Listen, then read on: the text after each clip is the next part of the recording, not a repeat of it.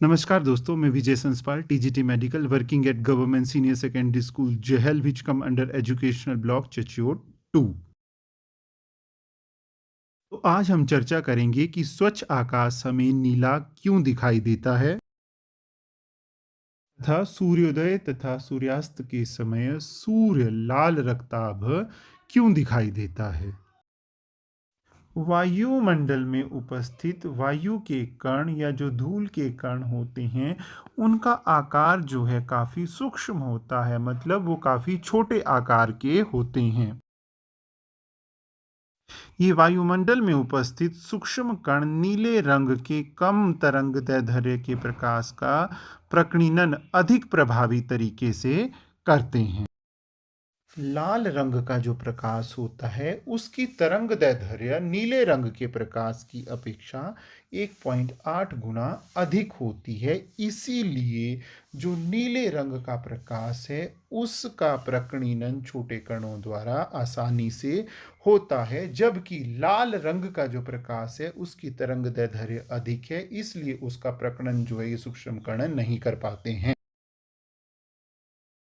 और जब सूक्ष्म कणों से प्रकीर्णित हुआ ये नीला प्रकाश हमारी आंखों में पहुंचता है, तो हमें स्वच्छ आकाश जो है नीले वर्ण का दिखाई देता है।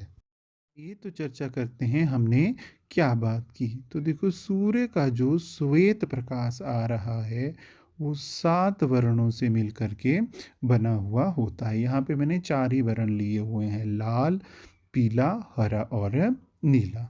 तो ये जो पृथ्वी का वायुमंडल है, ये छोटे छोटे सूक्ष्म कणों से मिलकर के बना हुआ होता है। मतलब इसमें छोटे छोटे सूक्ष्म कण हैं वायु के, जैसे हमारी नाइट्रोजन हो गई, ऑक्सीजन हो गई, धूल के कण हो गए। उन कणों का जो आकार है वो बहुत ही छोटा या सूक्ष्म है। ठीक है।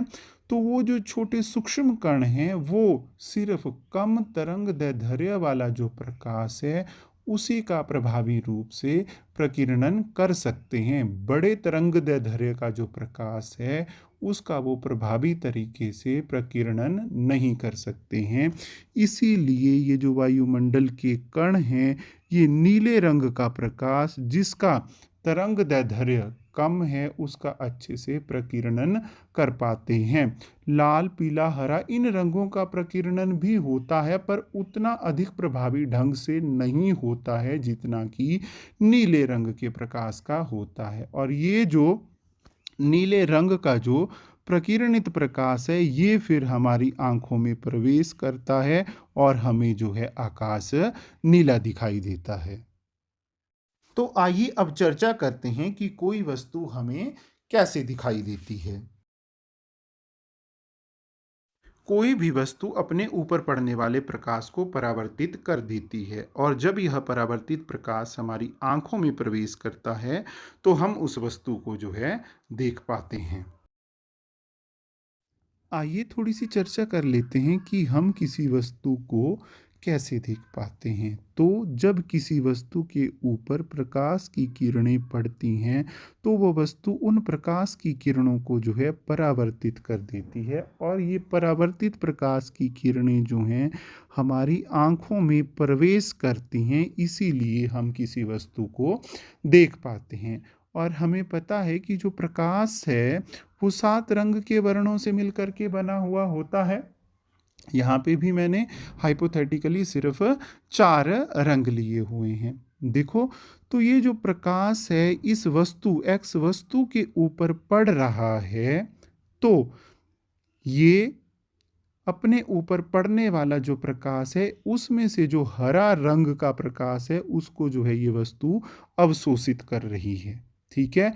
और नीले रंग का, पीले रंग का और जो लाल रंग का प्रकाश है, उसको ये वस्तु परावर्तित कर रही है। अब हरे रंग को तो ये अवशोषित कर रही है, इसीलिए जो है ये हरे रंग को परावर्तित नहीं कर पाएगी। तो ये वस्तु हमें जो है लाल, पीले और नीले रंग का जो मिश्रण होगा उसकी तरह दिखाई देगी, जो समवट जामनी सा होगा। तो ये वस्तु जो है हमें जामनी दिखाई देगी। तो कोई वस्तु हमें कैसे दिखाई देती है और किस रंग की दिखाई देती है, ये इस बात पर निर्भर करता है कि वो अपने ऊपर पड़ने वाले प्रकाश के कौन से रंग को अवशोषित कर रही है तथा कौन से रंग को जो है परावर्तित कर रही है। जिस रंग को वो अवशोषित कर रही है उसको वो परावर्तित नहीं कर पाएगी, और जिन रंगों को अवशोषित नहीं करती है उनको वो परावर्तित कर देती है, और उन परावर्तित रंगों का जो मिश्रण बनता है उस रंग की जो है हमें वो वस्तु दिखाई देती है। अब जो सवाल आपके दिमाग में उठना चाहिए वो ये है कि आकाश हमें बैंगनी क्यों नहीं दिखाई देता है। हमने पढ़ा है कि जो बैंगनी रंग का प्रकाश है उसकी तरंग दैर्ध्य जो है सबसे कम होती है, तो इसका प्रकीर्णन सबसे अधिक होना चाहिए था और हमें जो है आसमान बैंगनी दिखाई देना चाहिए। तो पहला जो रीजन है जिसकी वजह से सूर्य का प्रकाश हमें बैंगनी नहीं दिखाई देता है वो ये है कि सूर्य के प्रकाश में बैंगनी रंग कम मात्रा में उपस्थित होता है। हमने बोला कि जो सूर्य का प्रकाश है वो 7 रंगों से मिलकर के बना हुआ होता है, पर इन 7 रंगों की जो मात्रा है वो एक समान नहीं होती है। बैंगनी रंग जो है कम मात्रा में उपस्थित होता है, कम मात्रा में उपस्थित होता है तो इसका प्रकीर्णन भी कम ही होगा। दूसरा जो कारण है वो ये है कि हमारी आंखें जो हैं सभी रंगों के लिए एक समान संवेदनशील नहीं होती हैं। कुछ रंगों के लिए हमारी आंखें अधिक संवेदनशील होती हैं जबकि कुछ रंगों के लिए हमारी आंखें उतनी संवेदनशील नहीं होती हैं। तो हमारी आंखें जो हैं वो बैंगनी रंग के लिए अधिक संवेदनशील नहीं होती हैं, अर्थात हम बैंगनी रंग को जो है ज़्यादा अच्छे से नहीं देख पाते हैं। तो दो कारणों की वजह से जो है आसमान हमें बैंगनी नहीं दिखाई देता है। हालांकि बैंगनी रंग का जो प्रकाश होता है उसकी जो तरंग दैर्ध्य होती है वो सबसे कम होती है, परंतु जो बैंगनी रंग की मात्रा सूर्य के प्रकाश में होती है वो बहुत कम होती है जिसकी वजह से इसका प्रकीर्णन भी कम होता है। दूसरा, बैंगनी रंग के प्रति हमारी आंखें जो हैं उतनी संवेदनशील नहीं होती हैं। आइए तो एक प्रयोग की सहायता से समझते हैं कि स्वच्छ आकाश जो है हमें नीला क्यों दिखाई देता है। के लिए हम एक चौकोर बर्तन लेंगे तथा उसमें पानी डालेंगे। पानी में जो है हम कुछ बूंदें जो हैं डिटॉल की डालेंगे ताकि यह जो है एक कोलाइडी विलयन बन जाए। जैसे ही हम इस कोलाइडी विलयन पर टॉर्च की सहायता से प्रकाश डालते हैं तो यह विलयन जो है हमें नीला दिखाई देना शुरू हो जाता है। पानी में निलंबित डिटॉल के कणों का जो आकार है वो बहुत ही सूक्ष्म है, और ये जो छोटे डिटॉल के निलंबित कण हैं ये कम तरंग दैर्ध्य के नीले प्रकाश को जो है अच्छी तरीके से प्रकीर्णित कर देते हैं। इसीलिए यह विलयन जो है हमें नीला दिखाई देने लगता है।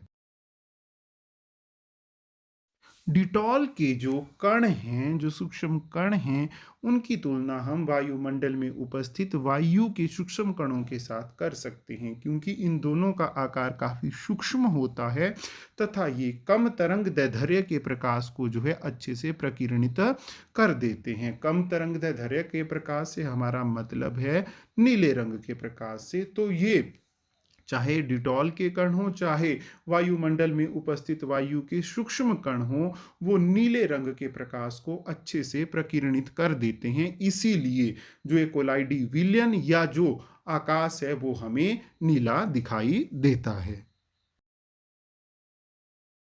अब बात करते हैं कि यदि वायुमंडल नहीं होगा तो आकाश हमें कैसा दिखाई देगा। यदि वायुमंडल नहीं होगा तो प्रकाश का प्रकीर्णन नहीं होगा। फिर नीले रंग के प्रकाश का अधिक प्रकीर्णन या लाल रंग के प्रकाश का कम प्रकीर्णन, ये तो बात ही नहीं आएगी क्योंकि प्रकाश का प्रकीर्णन ही नहीं होगा जब वायुमंडल नहीं होगा। अतः जब वायुमंडल नहीं होगा तो जो आकाश है वो हमें काला दिखाई देगा। यही कारण है कि अंतरिक्ष यात्रियों को जो है आकाश काले रंग का दिखाई देता है, क्योंकि अंतरिक्ष में कोई भी वायुमंडल नहीं होता है। जब वायुमंडल नहीं होगा तो प्रकाश का प्रकीर्णन नहीं होगा। जब प्रकाश का प्रकीर्णन नहीं होगा तो हमें यह काला दिखाई देगा।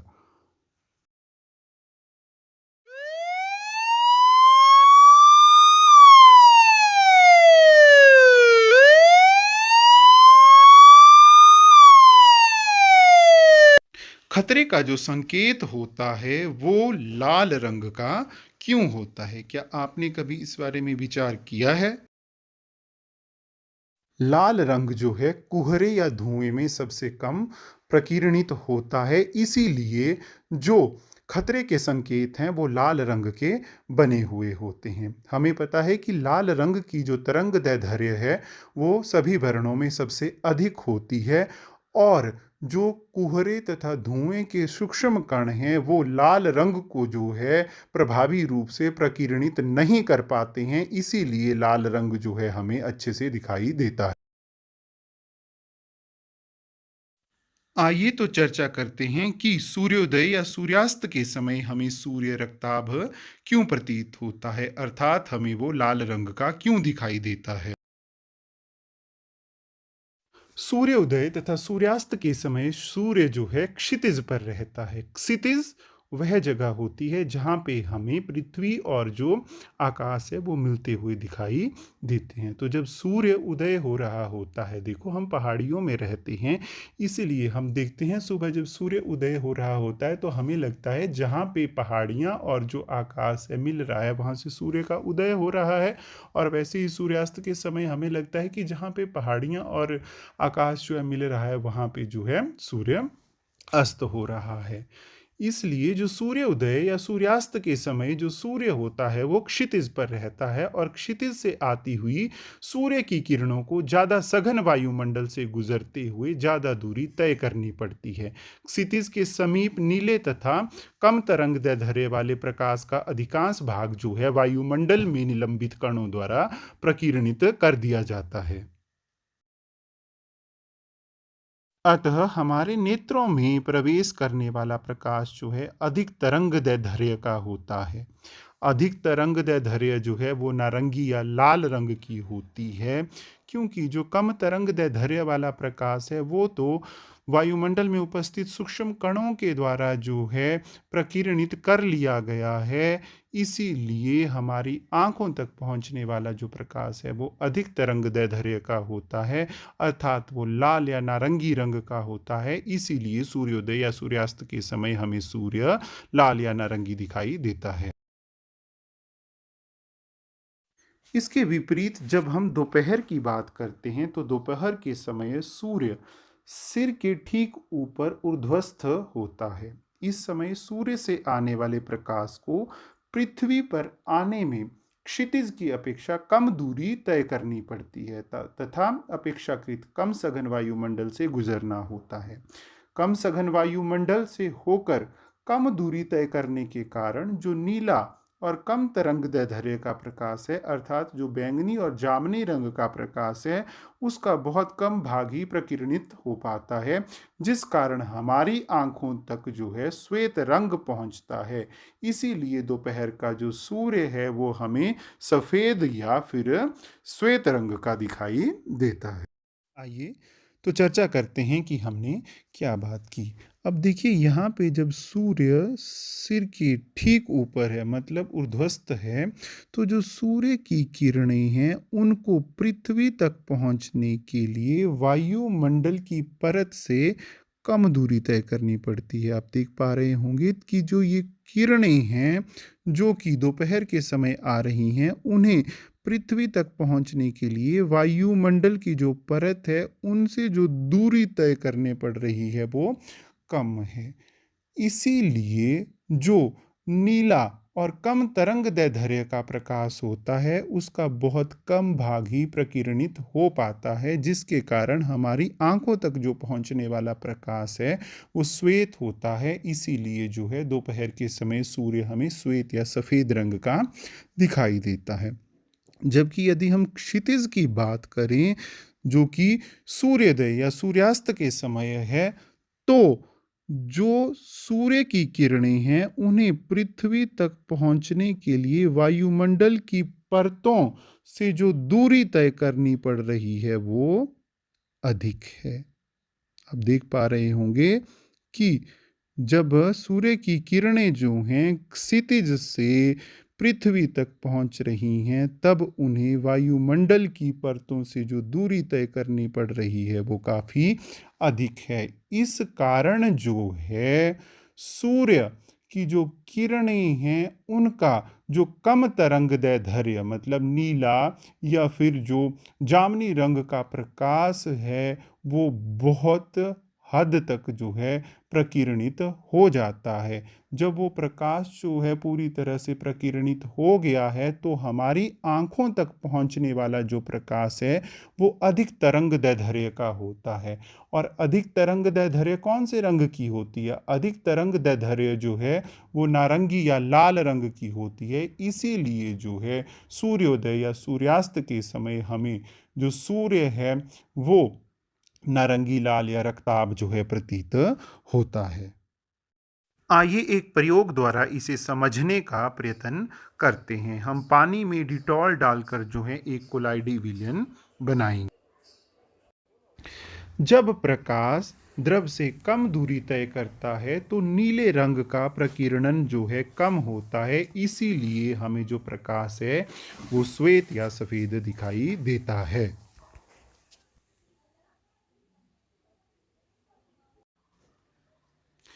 जब प्रकाश द्रव में अधिक दूरी तय करता है तो नीले रंग के प्रकाश का काफी मात्रा में प्रकीर्णन हो जाता है, अतः हमें जो प्रकाश है वो लाल रंग का दिखाई देता है।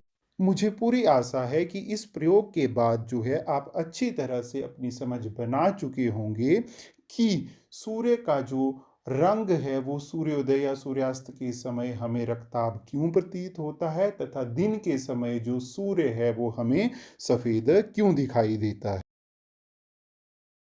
एक सवाल जो बच्चों के दिमाग में आ सकता है वो ये है कि आकाश नीला तो बादल सफेद क्यों हैं? बादल जो हैं वो जल कणिकाओं के बने हुए होते हैं,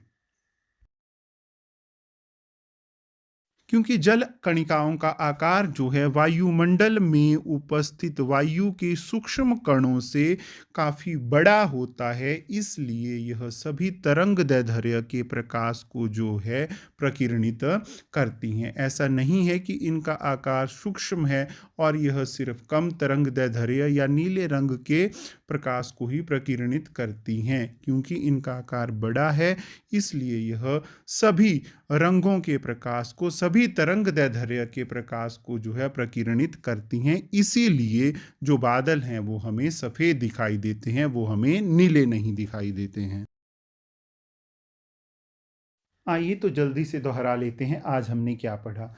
तो हमने पढ़ा कि स्वच्छ आकाश का रंग नीला क्यों होता है। वायुमंडल में वायु के कण अथवा अन्य सूक्ष्म कण जैसे धूल आदि के जो कण होते हैं उनका आकार काफ़ी छोटा होता है और ये छोटे आकार के जो कण हैं वो नीले रंग के कम तरंगदैर्ध्य के प्रकाश का प्रकीर्णन अधिक प्रभावी तरीके से करते हैं। लाल रंग के प्रकाश की तरंगदैर्ध्य जो है नीले रंग के प्रकाश की तरंगदैर्ध्य की अपेक्षा 1.8 गुनी होती है। अतः जब सूर्य का प्रकाश वायुमंडल से गुजरता है तो वायु के सूक्ष्म कण जो हैं लाल रंग की अपेक्षा नीले रंग के प्रकाश को अधिक प्रबलता से प्रकीर्णित करते हैं। इसीलिए जो है वो नीला प्रकिरणित प्रकाश हमारी आंखों तक पहुंचता है और हमें स्वच्छ आकाश जो है नीले वर्ण का दिखाई देता है। फिर हमने पढ़ा कि यदि पृथ्वी के चारों ओर वायुमंडल नहीं होगा तो क्या होगा। यदि पृथ्वी के चारों ओर वायुमंडल नहीं होगा तो प्रकाश का प्रकीर्णन नहीं होगा। यदि प्रकाश का प्रकीर्णन नहीं होगा तो जो आकाश है वो हमें काला दिखाई देगा, जैसा कि अंतरिक्ष यात्रियों को आकाश काला दिखाई देता है। उसके बाद हमने पढ़ा सूर्योदय तथा सूर्यास्त के समय सूर्य का रंग जो है नारंगी लाल या रक्ताभ क्यों प्रतीत होता है। तो सूर्योदय या सूर्यास्त के समय जो है सूर्य क्षितिज पर रहता है, इसीलिए क्षितिज से आती हुई सूर्य की किरणों को ज़्यादा सघन वायुमंडल से गुजरते हुए ज़्यादा दूरी तय करनी पड़ती है। क्षितिज के समीप नीले तथा कम तरंगदैर्ध्य के प्रकाश का अधिकांश भाग जो है वायुमंडल में निलंबित कणों द्वारा प्रकीर्णित कर दिया जाता है। इसलिए हमारे नेत्रों तक पहुंचने वाला जो प्रकाश है वो अधिक तरंगदैर्ध्य नारंगी या लाल रंग की होती है। इसीलिए जो है सूर्योदय या सूर्यास्त के समय हमें सूर्य रक्ताभ प्रतीत होता है। जबकि दोपहर के समय हमें सूर्य श्वेत प्रतीत होता है। दोपहर के समय जो सूर्य है वो हमारे सर के ठीक ऊपर होता है। इस समय सूर्य से आने वाले प्रकाश को पृथ्वी तक आने में क्षितिज की अपेक्षा कम दूरी तय करनी पड़ती है तथा अपेक्षाकृत कम सघन वायुमंडल से गुजरना पड़ता है। कम सघन वायुमंडल से होकर कम दूरी तय करने के कारण जो नीला या बैंगनी या कम तरंगदैर्ध्य का प्रकाश है उसका बहुत कम प्रकीर्णन होता है, जिसके कारण हमारी आंखों तक जो पहुंचने वाला प्रकाश है वो सफेद या श्वेत होता है। इसीलिए दोपहर के समय जो है हमें सूर्य का रंग श्वेत दिखाई देता है। एंड आई थिंक ये समय 10 से 12 वाला हर घर बने पाठशाला मुहिम के तहत मेरा अंतिम लेक्चर है। इसी के साथ मैं बच्चों के सफल भविष्य की कामना करता हूँ कि वो स्वस्थ रहें और जहाँ भी जाएं वहाँ पे अच्छा प्रदर्शन करें। धन्यवाद।